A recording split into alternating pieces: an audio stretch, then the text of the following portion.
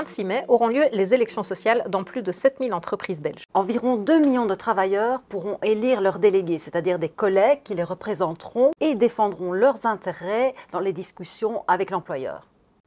Les effets positifs de cette concertation entre patrons et syndicats sont vraiment nombreux. Tout à fait. Lorsque sur le lieu de travail, il y a des représentants syndicaux, les conditions de travail sont meilleures, les rémunérations sont plus avantageuses, la possibilité de suivre des formations sont plus nombreuses, il y a moins de conflits et les droits des travailleurs sont mieux respectés. Bonjour à toutes et à tous et bienvenue dans ce nouvel Opinion CSC. Qu'ils soient experts ou délégués de terrain, ils témoignent de la plus-value d'avoir une délégation syndicale en entreprise.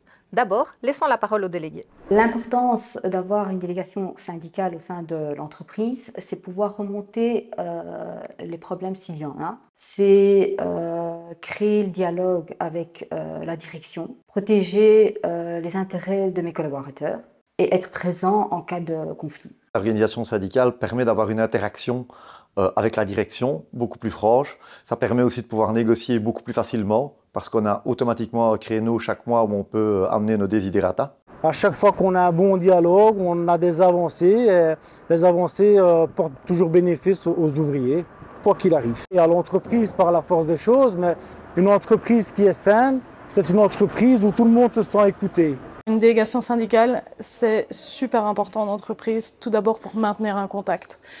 C'est-à-dire qu'une délégation syndicale, c'est le point de contact entre les travailleurs et leur organisation syndicale. Ça leur permet d'être maintenus informés de leurs droits et puis d'être défendus dans les cas où c'est nécessaire. Nous sommes le trait d'union, bien évidemment, entre la direction et les travailleurs. On est la chaîne manquante entre les travailleurs et la direction. C'est notre travail au quotidien. On est là sur le terrain à l'écoute des travailleurs et on remonte lors de réunions, bien évidemment, toutes les doléances des travailleurs et on négocie par rapport à ça. Comme exemple, ici, nous sommes une société avec beaucoup de transport et récemment, on a renégocié pour pouvoir avoir des vêtements de travail adaptés parce qu'on trouvait que les vestes que nous avions le matin n'étaient pas assez réfléchissantes et comme on commence relativement tôt le matin pour une question de sécurité, on a renégocié une nouvelle tenue, des vestes pilotes comme on appelle ça, et tous les chauffeurs on peut être équipés de ces nouvelles vestes et ça permet un gain de sécurité pour tous. Des exemples concrets, notamment le repos. Moi je prends les RCC, ils appellent ça maintenant, donc nos prépensionnés. Nos futurs prépensionnés vont enfin avoir peut-être maintenant des jours pour se reposer en plus de leur travail. Les salaires, et à chaque fois qu'on discute sécurité, encore une fois, moi je trouve qu'on est écouté et on participe. On participe à la sécurité dans l'entreprise. Au niveau sécurité, on a pu réussir d'avoir des vêtements plus adaptés en chambre froide. Parce que les conditions de travail sont à -50 et donc ils ont pu bénéficier d'un meilleur équipement pour travailler dans ces conditions difficiles. On a pu arriver à une convention collective de travail avec spécifique pour les travailleurs âgés au-delà de 45 ans pour aménager selon les différents services des conditions plus dignes et plus en respect de leur âge et de l'ancienneté dans l'entreprise.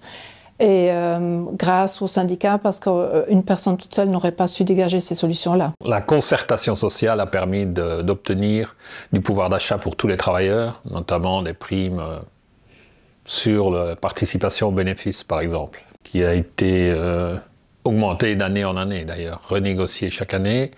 Parallèlement à ça, le comité de prévention nous a octroyé une augmentation des équipements de protection.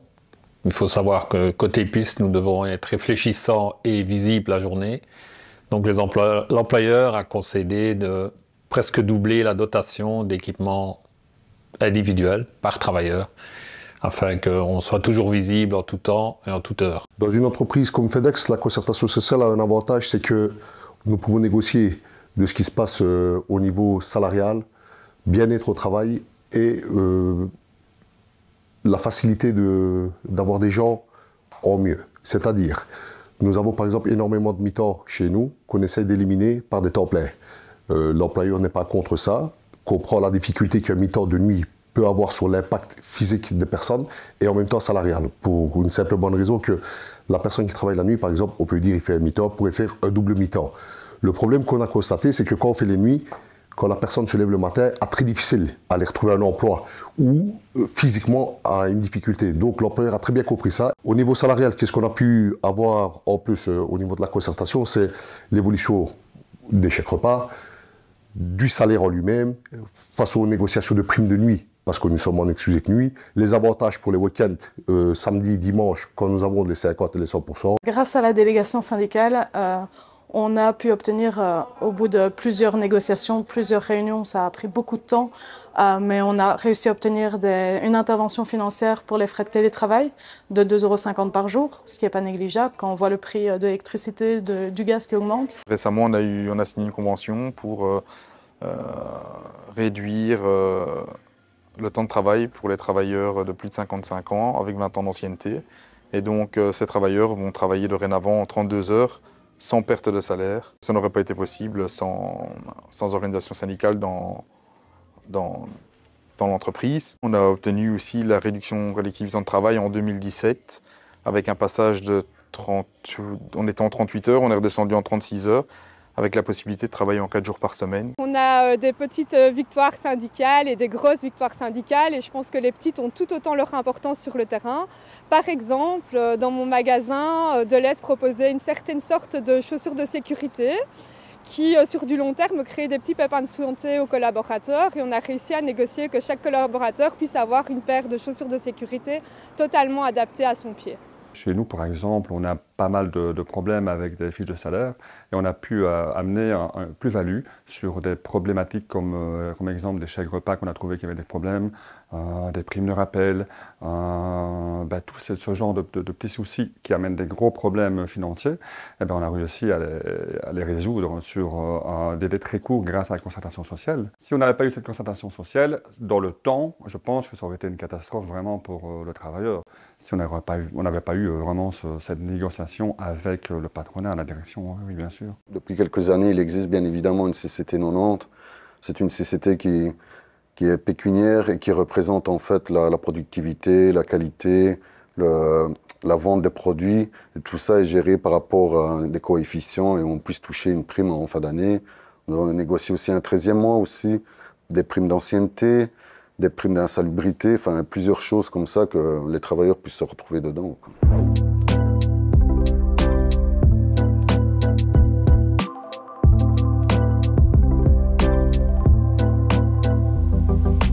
Les syndicats permettent d'obtenir de meilleurs salaires. Des milliers d'euros en plus dans la poche des travailleurs, c'est loin d'être négligeable. Et en plus, c'est bon pour l'économie. Là où le score de compétitivité est plus élevé, les salaires sont également plus élevés. C'est donc un cercle vertueux. Voyons ça avec un économiste. Pourquoi les salaires sont-ils meilleurs dans les entreprises où il y a une représentation syndicale? Quand il n'y a pas de syndicat, les salaires des gens sont les salaires sectoriels. Mais quand il y a un syndicat, il y a une négociation au niveau de l'entreprise pour essayer d'améliorer ces salaires sectoriels et les faire un peu plus élevés. Alors, il y a une étude de l'ULB qui a étudié ça, et elle montre que si on prend deux entreprises exactement les mêmes, celles dans laquelle il y a un syndicat et des négociations d'entreprise ont des salaires 5% plus élevés. Ça revient à 150, 200 € par mois, donc c'est pas du tout négligeable.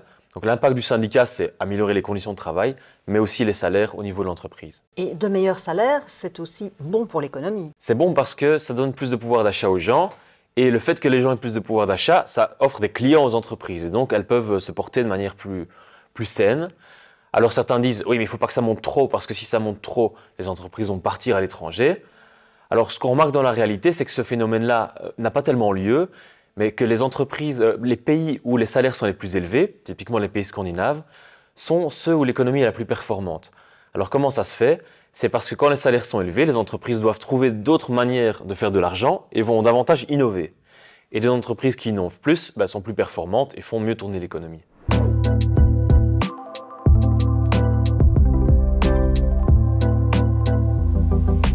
La concertation permet aussi des anticipations des évolutions économiques, technologiques ou environnementales. Tout est passé au crible en discussion avec les patrons. Voyons ça avec notre experte. Donc en fait, via le conseil d'entreprise, dans lequel les représentants des travailleurs vont avoir accès à toute l'information économique et financière de l'entreprise. Régulièrement pendant l'année, ils sont tenus au courant des évolutions économiques et financières de leur entreprise.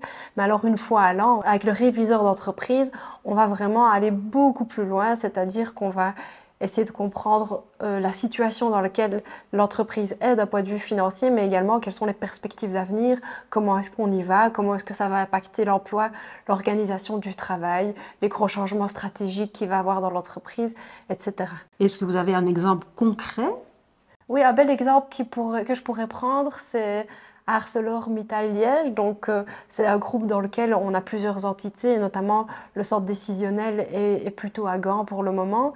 Et donc, les représentants des travailleurs, chez ArcelorMittal Liège, ils surveillent vraiment leur chaîne de production et notamment, ils font attention à ce que les chaînes de production les plus rentables soient assurées, c'est-à-dire qu'on assure la maintenance, que les travailleurs internes à l'entreprise et pas la sous-traitance travaillent bien sur ces lignes, qu'on continue à faire des investissements, qu'on continue à être formé pour ces lignes. Et donc l'objectif est de se dire, mais tiens, dans un groupe un peu multinational, on ne voudrait pas qu'un jour on dise le site de Liège n'est pas assez rentable. Et donc les représentants des travailleurs anticipent ça en s'assurant que les lignes rentables soient priorisées dans le développement de l'entreprise.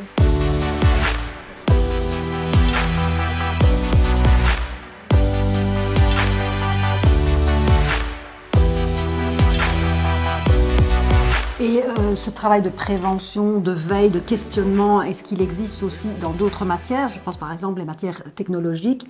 Est-ce que là aussi il y a un travail anticipatif mené par les représentants des travailleurs? Complètement, parce que les matières technologiques, déjà, elles intègrent la stratégie de l'entreprise et donc elles sont intimement liées à tout l'aspect évolution économique et financière, compétitivité, etc. Il y a des outils très concrets, par exemple, il y a une convention collective de travail 39 qui dit que lorsqu'on introduit une nouvelle technologie dans une entreprise, il doit y avoir 3 mois avant cette introduction de technologie une concertation sociale au conseil d'entreprise qui va entraîner toutes les discussions autour de quel impact ça va avoir sur l'organisation du travail, l'emploi, la formation, est-ce que ça va modifier, est-ce qu'il va y avoir des licenciements, est-ce qu'à l'inverse on va engager, etc. Et au niveau environnemental alors?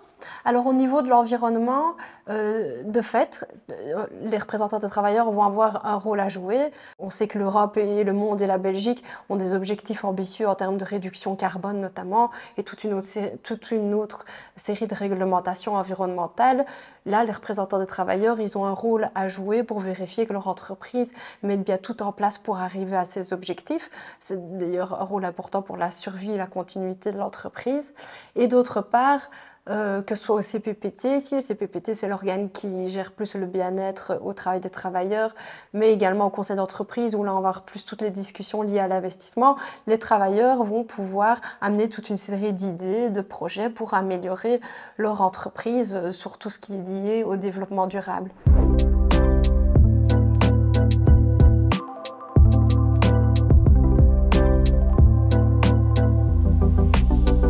En matière de bien-être au travail, la présence syndicale fait aussi la différence. Effectivement, là où ils sont présents, il y a moins d'accidents de travail, mais on fait aussi beaucoup plus attention à la sécurité, à la santé et au bien-être en général des travailleurs. En tout cas, c'est ce que constatent les experts sur le terrain.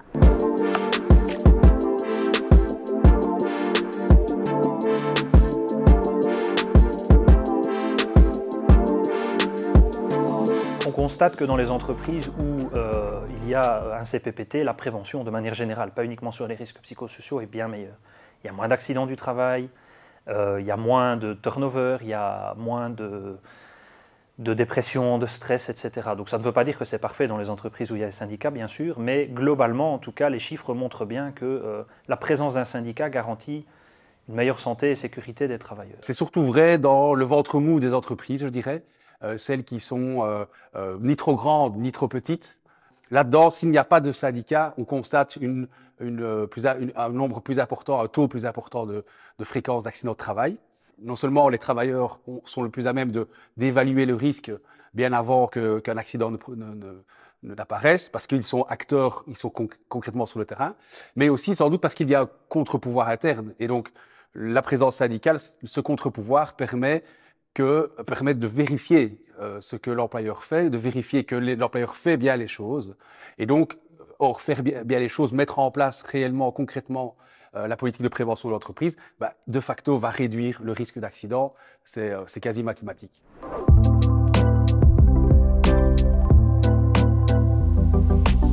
Dans les entreprises où il y a des représentants syndicaux et une véritable concertation sociale, la qualité de l'emploi est meilleure.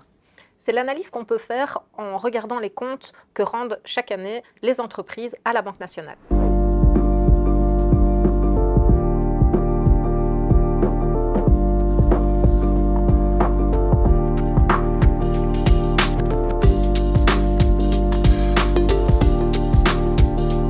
La concertation, c'est faire en sorte que les interlocuteurs puissent se parler, s'entendre, et c'est la mise en place de contre-pouvoirs. Et on sait que dans toute une série d'entreprises, dans toute une série de fonctions, si la concertation n'existait pas, ce ne serait pas évident de faire entendre le point de vue de travailleurs plus isolés, dans des conditions de rapport de force moins favorables. Et la concertation va justement permettre la prise en considération de dimensions plus collectives et relatives à la dimension de la qualité de l'emploi. Très concrètement, pouvez-vous nous donner quelques exemples d'amélioration de la qualité de l'emploi en entreprise ? Mais la qualité de l'emploi, elle est de diverses natures. Il est question de conditions de travail, de qualité des contrats, évidemment de conditions de rémunération. Et la concertation, elle va amener à mettre ces questions sur la table lorsqu'on est en difficulté par rapport à son employeur parce que, par exemple, on est encore dans un statut d'intérim qui s'est prolongé. Le rôle de la concertation, ça va être de mettre l'accent sur les conditions difficiles dans lesquelles se retrouvent une série de travailleuses et de travailleurs et de faire en sorte de mettre en place une écoute pour que cette question, par exemple, de la qualité des contrats puisse être prise en considération et qu'on n'abuse pas de contrats flexibles, défavorables à certaines travailleuses et travailleurs.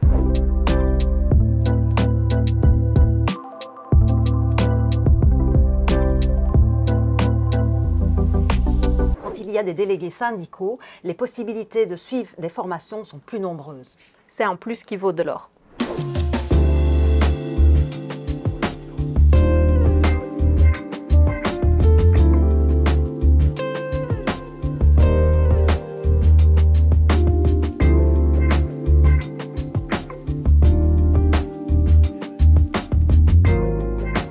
L'analyse des bilans sociaux des entreprises montre clairement que là où il y a une délégation syndicale, une concertation sociale, les travailleurs ont beaucoup plus d'opportunités de suivre des formations qualifiantes.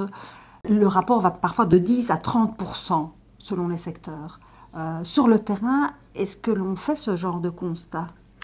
Alors, sur le terrain, en direct, vraiment faire le genre de constat, ça je ne le sais pas parce que je ne sais pas par quel biais viennent les travailleurs dans les formations que je donne. Par contre, je ne suis pas étonnée. Je ne suis pas étonnée parce que, pour moi, tout le monde a intérêt à ce que les travailleurs d'une entreprise, les salariés d'une entreprise suivent des parcours de formation.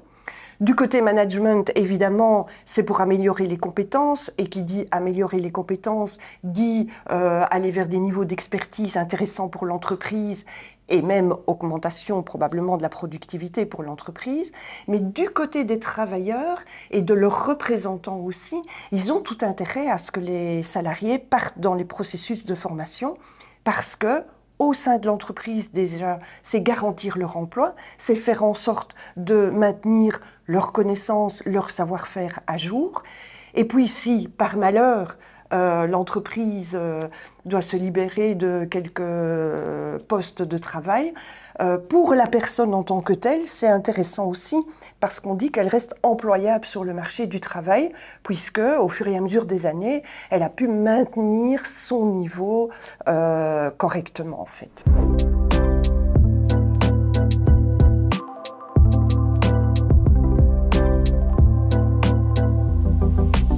Les représentants syndicaux en entreprise jouent encore un autre rôle essentiel. Ils apaisent les conflits. D'ailleurs, dans les tribunaux du travail, les 3/4 des procès intentés par la CSC concernent des entreprises où il n'y a pas de délégation syndicale.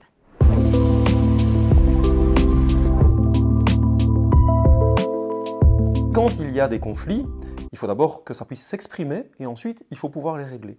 Et là, l'intérêt d'avoir une délégation syndicale ou bien un comité pour la prévention et la protection au travail ou un conseil d'entreprise permet justement d'avoir une expression, une traduction des problèmes.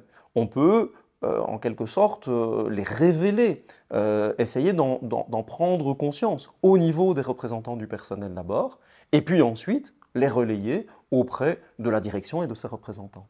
Donc en fait, c'est un petit peu un trait d'union entre le patron et les travailleurs, le rôle syndical.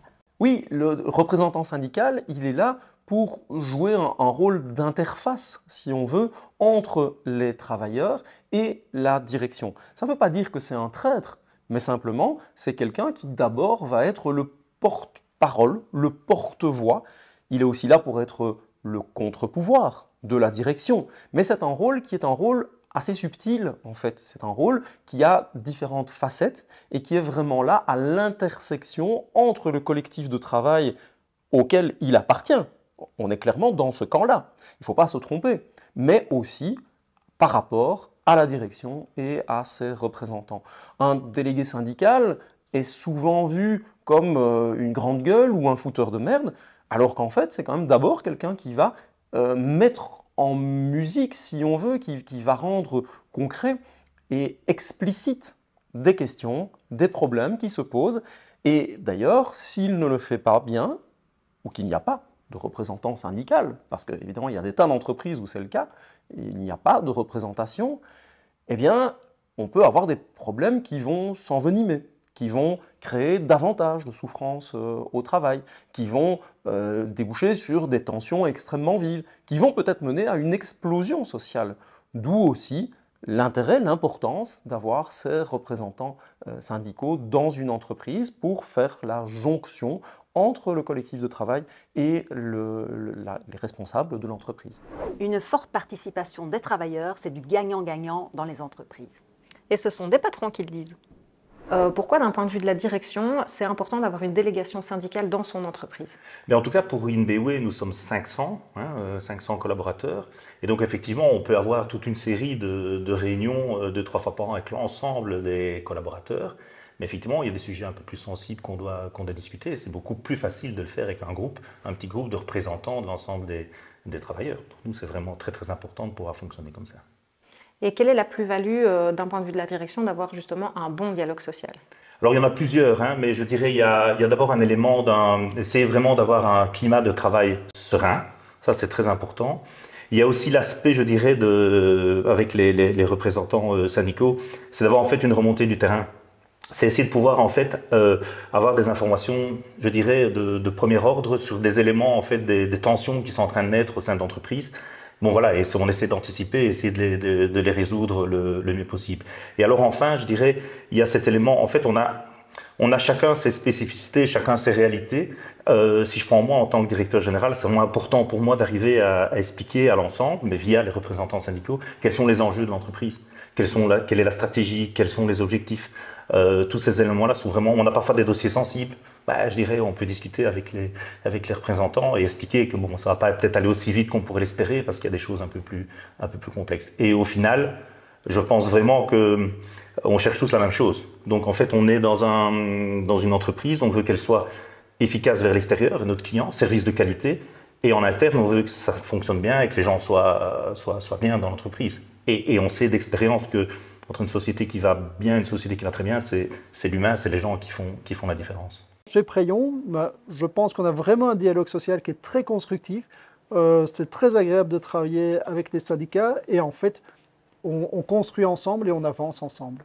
Et en quoi c'est un plus d'avoir un dialogue social en entreprise? Tout le défi de la digitalisation est un défi important pour nous chez Preyon parce qu'on doit développer les compétences de chacune et de chacun au sein de l'entreprise pour véritablement avancer dans ce monde où on voit maintenant l'intelligence artificielle qui est présente.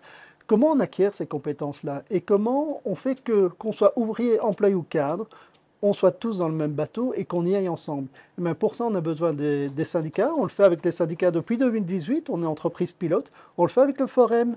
On le fait aussi bien avec l'enseignement. Un deuxième exemple très concret, c'est la situation de chacune et chacun. On peut être confronté dans son travail à des difficultés. On doit pouvoir parler à des personnes. Alors que cette personne soit la personne de confiance, le conseiller en prévention, le syndicat, le manager, les RH, pour moi, c'est comme une main, c'est les 5 doigts de la main. Peu importe où la personne va poser son problème, mais comment on a l'écoute d'elle et finalement comment ces acteurs se parlent entre eux. Au niveau de la négociation, comment ça se passe? Alors au niveau de la négociation, je crois que ça doit démarrer d'un partage des besoins de chacune et de chacun. on doit pouvoir entendre, chacun a finalement ses lunettes et son regard sur le monde que l'on vit. Et il faut être à l'écoute. Tous les jours, chez Préon, on a les délégués qui viennent discuter avec les ressources humaines. On n'attend pas la réunion mensuelle. Elle est importante, comme toutes les réunions formelles sont importantes, mais il faut être au WhatsApp avec son délégué, il faut le voir le matin, il faut prendre le temps. Je crois que c'est un dialogue constant qui permet alors d'avancer vers des négociations. Pour conclure cette émission, nous avons donné la parole à la secrétaire générale de la CSC. Marie-Hélène Ska fait le bilan pour nous. En définitive, la présence syndicale en entreprise, c'est un vrai plus pour les travailleurs. Ah, c'est un vrai plus, et d'ailleurs tous les délégués que vous avez vus peuvent en témoigner, s'engager, porter la voix de ses collègues, réaliser des projets concrets, faire en sorte qu'on ait accès aux créditants, que l'on ait de bonnes conditions de travail, que l'on puisse aussi avoir accès à de la formation, mais aussi voir ses frais de déplacement remboursés ou négocier de meilleurs salaires. Tout cela, c'est la réalité de la vie syndicale en entreprise. Et justement, il va y avoir des élections sociales, donc c'est l'occasion de se présenter. Alors, c'est l'occasion. Se porter candidat ou candidate aux élections sociales, c'est pas très compliqué. Il faut avoir envie de se mettre au service de ses collègues. Il faut pouvoir porter un projet, avoir envie de réaliser quelque chose ou d'améliorer la situation concrète de ses collègues de travail. Et pour ça, rien de tel que de s'y mettre à plusieurs, de s'y mettre en équipe et de se dire, tiens, pour les 4 années qui viennent, dans mon boulot, moi j'ai envie que, par exemple, on ait accès à des congés thématiques ou que l'on soit formé parce qu'on voit bien que les nouvelles technologies impactent notre travail, ou pour toute une série d'autres projets. Donc il ne faut pas hésiter, il faut se lancer. Et celles et ceux qui le font et qui l'ont fait au quotidien savent que ça amène aussi une fierté de pouvoir représenter ses collègues. En y regardant de plus près, comme nous venons de le faire tout au long de cette émission, la réalité, elle est bien différente de ces clichés qui sont véhiculés à l'encontre des syndicats. C'est pour ça qu'on vous donne rendez-vous aux élections sociales de votre entreprise. C'est vraiment important de voter. C'est ici que se termine notre émission. Vous pouvez la revoir sur Ovio et sur les différents médias de la CSC. Merci beaucoup de nous avoir suivis et à bientôt pour un nouvel Opinion CSC.